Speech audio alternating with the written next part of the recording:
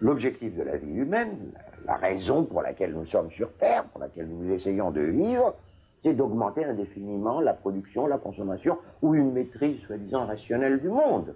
Pourquoi c'est pas de ça et pas autre chose? Pourquoi ce serait pas, je ne sais pas moi, être libre, ou écouter de la musique, ou regarder notre nombril, peu importe. Mais il n'y a aucune justification. Alors, bien sûr, il y a des justifications vulgaires. Les justifications vulgaires, c'est qu'on essaye de satisfaire les besoins humains.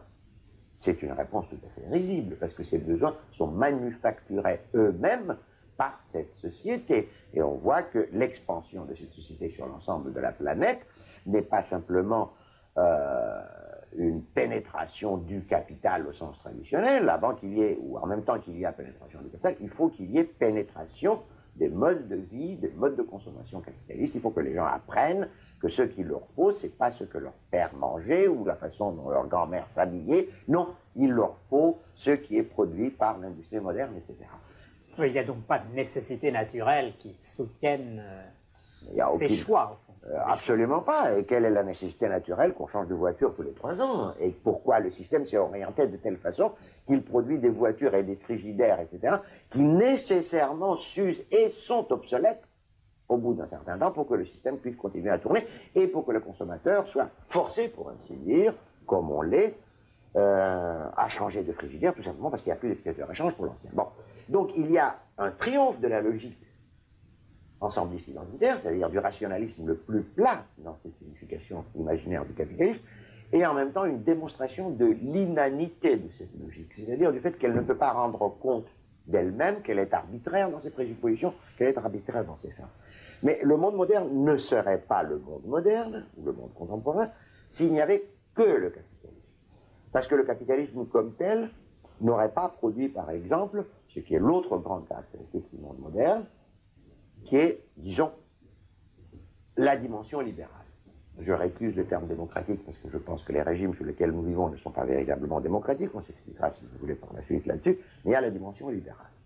Or, le capitalisme ne tend pas à produire ces dimensions, là il y a une démagogie qui se fait actuellement, qui est tout à fait risible.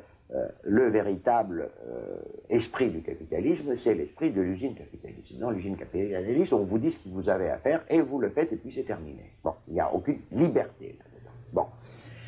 La liberté, pour autant qu'elle existe dans le monde moderne, elle est le résidu de grands mouvements historiques qui étaient inspirés par l'autre grande signification du monde moderne, qui remonte au grec d'ailleurs, qui est le projet d'autonomie. Autonomie individuelle, autonomie sociale. Qu'est-ce que ça veut dire autonomie? Autos nomos, se donner ses lois soi-même. Autonomie, ça ne veut pas dire faire n'importe quoi ou ce qui vous chante. C'est pas le règne du désir. Ça, c'est une aberration. Mais c'est pas la spontanéité. C'est pas la spontanéité brute et aveugle. Il y a le terme nomos là-dedans, loi. Je me donne une loi, mais je me la donne. Et je me la donne comment? Bon, je me la donne de façon réfléchie et réflexive et après délibération. Or, ce projet d'autonomie veut dire non seulement qu'on veut éliminer la monopolisation du pouvoir par quelques-uns dans le domaine politique, mais qu'on veut aussi éliminer toute autorité qui refuse de rendre raison d'elle-même au plan de la pensée. C'est pour ça qu'aux origines du projet de l'autonomie, il y a à la fois la naissance de la philosophie et de la démocratie, ou de la véritable politique, mot qui est devenu aujourd'hui obscène, parce qu'il est de plus en plus synonyme de l'intrigue, de la magouille, etc., alors que politique telle que les Grecs l'ont conçue et telle qu'elle a existé dans les grands moments du monde moderne, c'est l'action humaine qui, d'une façon lucide, explicite, consciente, réfléchie, essaye de transformer les institutions et l'institution de la société pour rendre la société plus autonome et les individus plus autonomes. Qu'est-ce que c'est une société autonome? C'est une société qui est capable d'abord de savoir que ses lois sont sa propre création et non pas des ordres divins, qui est une situation d'hétéronomie, ou quelles sont la conséquence de lois naturelles ou des lois naturelles du marché, comme on dit absurdement aujourd'hui, et qu'elle peut donc, puisque c'est elle qui les a créées, ces lois, qu'elle peut les modifier si elle pense que cela est nécessaire ou utile, n'est-ce pas? Et une telle société ne peut exister que si elle est formée par des individus autonomes. c'est-à-dire par des individus qui sont capables de se dire « oui, tel est mon désir », par exemple, mais ce désir est monstrueux et je ne le réaliserai pas. Je ne le refoule pas, mais je sais que je ne dois pas le réaliser. Pourquoi je ne dois pas le réaliser? Ça, là commence un processus de réflexion de l'individu en référence à la fois aux fins de sa vie, à son passé, à son histoire et à la société dans laquelle il vit, aux autres, etc. Et en même temps, un individu autonome est quelqu'un qui est capable de dire « mon maître m'a dit cela » ou dans le livre, qu'il s'agisse de l'Ancien ou du Nouveau Testament ou du Capital de Marx ou de l'interprétation d'Herr de Freud, il est dit cela, est-ce que moi je pense que cela est vrai? Un individu autonome est quelqu'un qui est capable de penser librement, n'est-ce pas? Or, ce projet d'autonomie, créé en Grèce ancienne pour la première fois, fragmentairement bien sûr, mais enfin, qui a quand même donné la philosophie à la démocratie, ressurgit dans les temps modernes, il ressurgit très tôt, avant même la Renaissance. Il ressurgit à partir du moment où la bourgeoisie essaie de constituer des communes qui s'autogouvernent, arrachent des libertés à la monarchie, etc. Ça devient aussi un mouvement philosophique, les philosophes remettent en question les vérités héritées, ça donne lieu à la naissance de la science moderne, à partir du moment où on écarte l'autorité aussi bien de la Bible que ce qu'on croyait être l'enseignement d'Aristote. Puis il y a les grandes révolutions du XVIIe, du XVIIIe, puis il y a le mouvement ouvrier dans le XIXe et le XXe siècle. Et là, il faut dire, il y a aussi une tangente monstrueuse que prend ce mouvement d'autonomie, à partir d'un certain moment, je ne vais pas m'étendre là-dessus, j'ai longuement écrit sur la question, à partir de Marx, du marxisme, puis du marxisme-léninisme, du communisme, où ce projet d'autonomie se transforme, se renverse absolument son contraire, une tyrannie totalitaire. Mais il y a aussi quand même les grands mouvements, grâce auxquels, la Révolution française ou le mouvement ouvrier, la société contemporaine est ce qu'elle est, et non pas une espèce d'immense fabrique capitaliste dans laquelle tout le monde fait ce qu'il doit faire d'après le plan de production, ce qui serait le véritable esprit de capitalisme. Monsieur Castoriadis, on a l'habitude de parler d'une partie de la philosophie qu'on appelle la philosophie politique. Mais j'ai le sentiment que pour vous, c'est toute philosophie qui est profondément politique. C'est toute la philosophie qui est politique. En un sens, oui. Mais d'abord, un éclaircissement. J'aime pas tellement l'expression de philosophie politique comme telle, n'est-ce pas? Je pense que la philosophie est politique parce que la philosophie aussi, c'est un faire. C'est un faire qui agit sur la société, qui agit très profondément au niveau des significations, au niveau des représentations collectives. On va prendre des exemples en Grèce ancienne ou dans le monde moderne. Et par là même, c'est un volet absolument essentiel du projet de l'autonomie. La philosophie, c'est la liberté. La philosophie, c'est la liberté de penser. En ce sens, elle est profondément politique. C'est pas de la philosophie que de commenter interminablement un texte sacré ou sacré profane.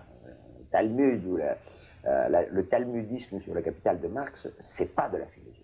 La philosophie, c'est pouvoir soulever toutes les pierres, c'est ne rien accepter qu'on n'ait pas de nouveau soi-même, par ses propres ressources, à la fois remise en question, mise en épreuve, mise à l'épreuve, et soit réaffirmée, soit rejetée pour le remplacer par autre chose, ou par rien, par l'aporie, par la question simplement. En ce sens, la philosophie appartient, si vous voulez, au mouvement de l'autonomie et est politique. Mais il n'y a pas de philosophie politique parce qu'on ne peut pas tirer de la philosophie les principes d'une institution de la société, sauf dans un sens tout à fait particulier, n'est-ce pas? Si je veux penser librement, ça veut dire que je veux être libre. Si je veux être libre, je ne peux pas limiter cette liberté au seul domaine de ma réflexion. Mais il n'y a pas de dérivation d'une politique à partir de la philosophie, il y a simplement, si je veux une société dans laquelle la philosophie soit possible, je dois vouloir une société libre, c'est-à-dire une société autonome. Alors, dès ce moment-là, il faut une autre réflexion qui est une réflexion politique, c'est-à-dire non pas comment je vais gagner les prochaines élections en changeant le système électoral ou pas, mais quelles sont les institutions qui permettent à une société d'être autonome et qui permettent à cette société de produire, si je peux dire, de fabriquer des individus autonomes. Et ces institutions sont les institutions démocratiques dans le sens véritable du terme.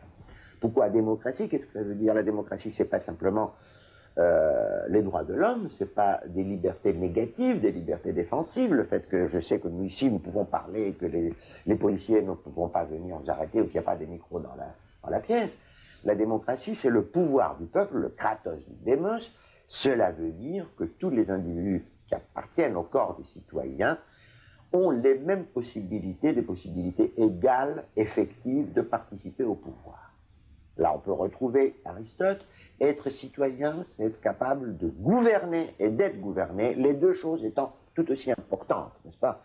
Être capable de gouverner, cela veut dire être capable de réfléchir et de décider avec les autres, et d'être gouverné, ça veut dire accepter que les autres ont tout autant de droits que vous de participer au pouvoir, n'est-ce pas? Alors, pour cela, il faut des individus autonomes. Nous avons dit que les individus sont faits par la société.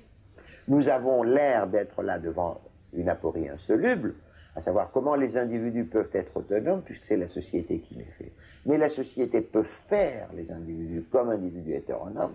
Elle peut leur apprendre, par exemple, qu'il faut toujours tout faire comme le faisaient les ancêtres, ou qu'il faut toujours tout faire comme c'est écrit dans le livre, ou la société peut éduquer les individus pour qu'ils soient autonomes, c'est-à-dire elle peut leur apprendre à réfléchir par eux-mêmes, à ne pas accepter de façon non critique ce que dit le professeur, les théologiens, le prêtre, le politicien, le président de la République, le technicien.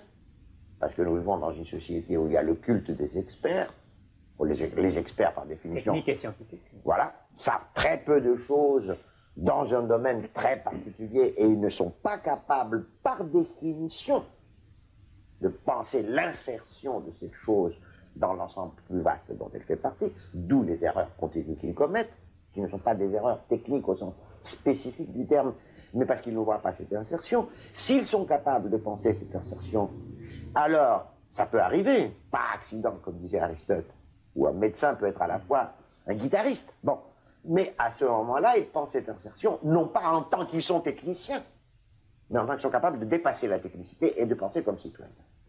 Alors, il faut donc, pour une démocratie, des individus autonomes. Sans des individus autonomes, il ne peut pas y avoir de société autonome. Les deux choses sont absolument solidaires. Le sophisme démagogique qui est propagé actuellement par les soi-disant libéraux est lamentable. L'individu s'oppose à la société, que plus on donne des droits à la société, moins on donne des droits à l'individu. C'est la même chose. Donner des droits à l'individu, c'est donner des droits à la société. Et donner des droits à la société, c'est donner des droits aux individus qui participent à cette société.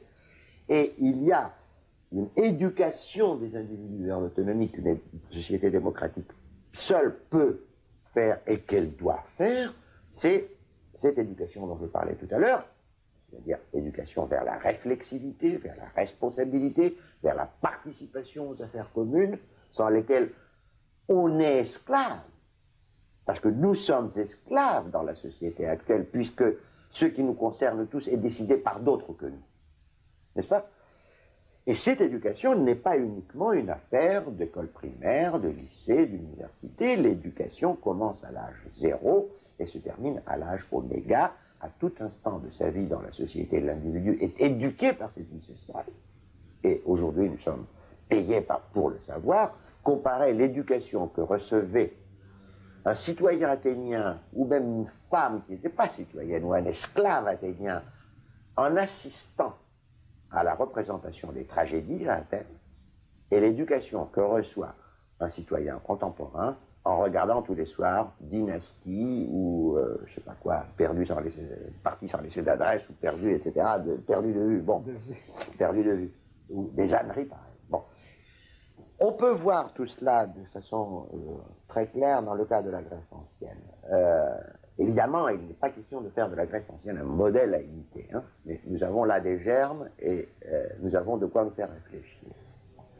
Quand la collectivité démocratique se constitue en Grèce, on observe cette chose absolument extraordinaire, non seulement que la collectivité assez rapidement décide que c'est elle-même qui pose ses lois, les lois athéniennes sont toujours introduites par une clause « il a paru bon aux démos et à la boulée », c'est-à-dire au peuple et au conseil.